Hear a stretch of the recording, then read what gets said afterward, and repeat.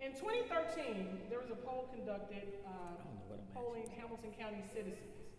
We learned that the majority of voters support increasing resources for public schools, as long as they know those resources will directly improve outcomes for students.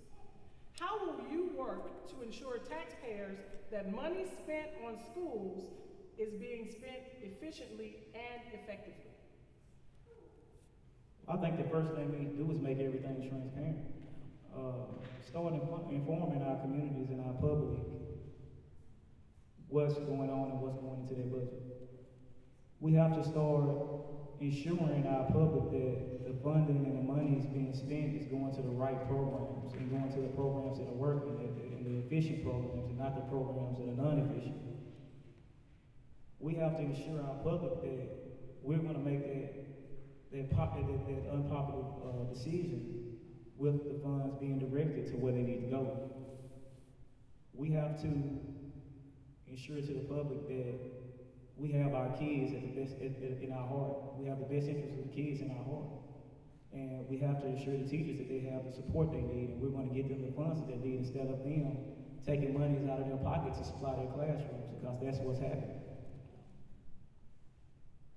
We have to also look at other ways to work our budget, as far as programs working and not working, as far as looking into maybe we should go to the student funding budget, student-based funding budget.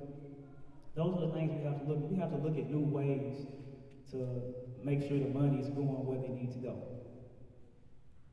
Thank you. That's the question again. Okay. In 2013, a poll of Hamilton County citizens, we learned that the majority of voters support increasing resources for public schools, as long as they know those resources will directly improve outcomes for students. How will you work to ensure taxpayers that money spent on schools is being spent effectively and efficiently? Well, first of all, we have to do a better job of educating the public about schools' dollars. Again, I made a statement earlier that 80% of your money goes towards staff salaries, the operation of facilities, and these type of things. The rest goes toward kids, the classroom. We need to have a transparent budget, and I think we started that last year. And I'm not sure how many of you all picked up those little booklets last year that talked about the funding and showed where our funding come from, and also showed where our funding are spent.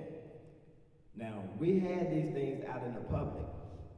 Quite a few people got hold to them. I don't know if anybody in this audience got hold to them. And it's not our fault all the way. We advertised it in the paper. We told people on the radio, and if you was one of the people that came to the school board, you got a copy. Most of our school board members went out and gave copies to people in the community to let you know how our money has been spent. People think that because you got $400 million that you got a lot of money, you need to know how it's spent. How many of you all know we spend a whole lot of money on special education? And when I say special education, I'm not talking about kids in special ed classes. I'm talking about from people from being handicapped, people with the blind, all kind of things we spend money on. We spend money on kids that go to Orange Grove. We spend money, a lot of money on nurses in our school system. But we have to have nurses for these type of programs.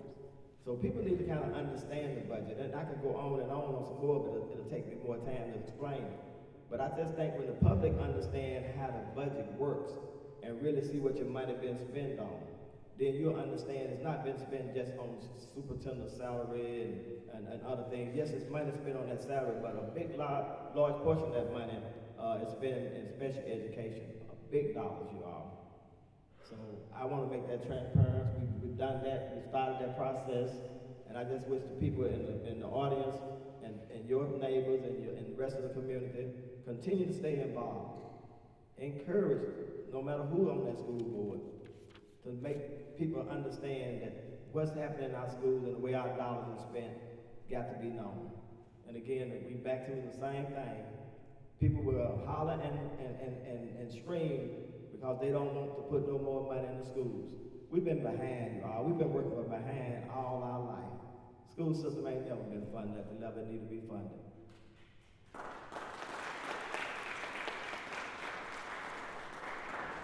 So when it comes to budgets, this is something that I do all day, every day, because I'm a CEO, and I've actually managed a budget that is comparable to the current school system.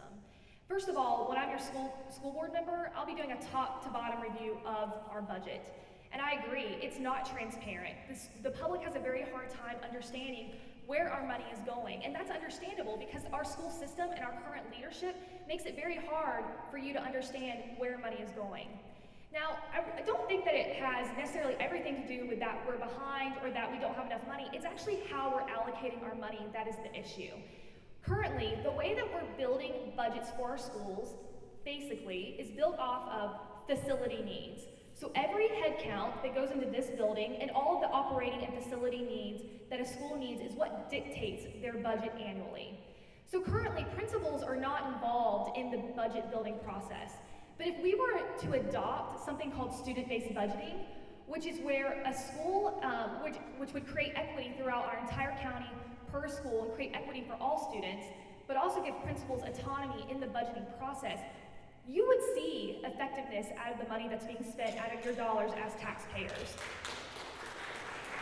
And I know we're going to talk about student-based budgeting in just a moment, so I won't bore you with the details of that, but I will say that student-based budgeting is probably my favorite policy, and I believe that that is the start to how we actually start transforming our schools, by thinking through how we're allocating our dollars student by student, not based on the operating needs of this building and every other building within our county.